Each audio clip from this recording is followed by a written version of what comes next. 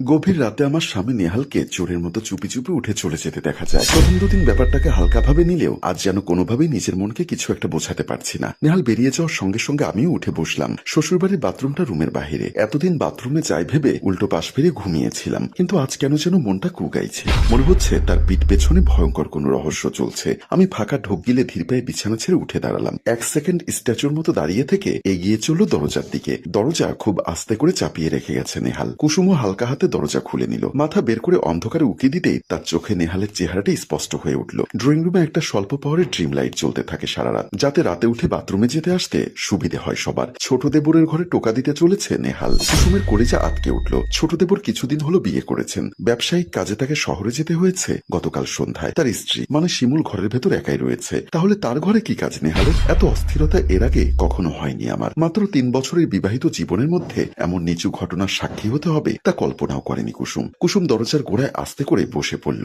যখন দেখলো আমার ছোট যা শিমুল দরজা খুলে প্রায় টেনে ভেতরে নিয়ে গেল নেহালকে। তারপর খট করে দরজা আটকে দেওয়া হলো। ব্যগ্রতা চেপে ধরলো আমাকে। এভাবে নেহালকে পার পেয়ে যেতে দেওয়া যাবে না। আমার মতো নরম মনের মেয়ে পেয়ে যা ইচ্ছা তাই করবে তা কিছুতেই মেনে নেব না। আর না, নেহালকে এসব রামলীলা চালাতে দেব না। কুসুম হাত খোপা করে উঠে দাঁড়ালো। এগিয়ে চলল শাশুড়ি মরিয়ম বেগমের ঘরের দিকে। এই বাড়িতে 5টি রুম। একটি বড় ভাই ভাবির দখলে, দ্বিতীয়টি তার ও আমাদের, তৃতীয়টি কুসুমের দেবর নয়নের জন্য বরাদ্দ ছিল। শ্বশুর শাশুড়ির দরজায় করাঘাত চালালো কুসুম। বড় বড় করে নিঃশ্বাস নিচ্ছে সে। রাতের এই প্রহরে এসে এরকম একটি ঘটনার সম্মুখীন হতে হবে তাকে, তা যেন চিন্তাতেও আসেনি। নিজের স্বামী এখন ওই মেয়েটির সঙ্গে রঙ্গলীলায় ব্যস্ত, আর কুসুম এখানে শাশুড়িকে ডাকতে চলেছে। কি অদ্ভুত পরিস্থিতি। কুসুমের চোখ জ্বালা করছে, হাত পা কাঁপছে, কেমন অন্যরকম অনুভূতি হচ্ছে। মরিয়ম বেগম চোখ ডলতে ডলতে দরজা খুললেন এবং মেজ বউকে এত রাতে এভাবে দেখে চমকে উঠলেন। তার ঘুম পুরোপুরি গায়েব হয়ে গেল চোখ থেকে। কি হয়েছে মেজ বউ, তুমি এত রাতে আপনি দরজা টুকাইতেছো কেন? আম্মা, আপনি এদিকে আসুন বলে কুসুম কান্না করে ফেলল।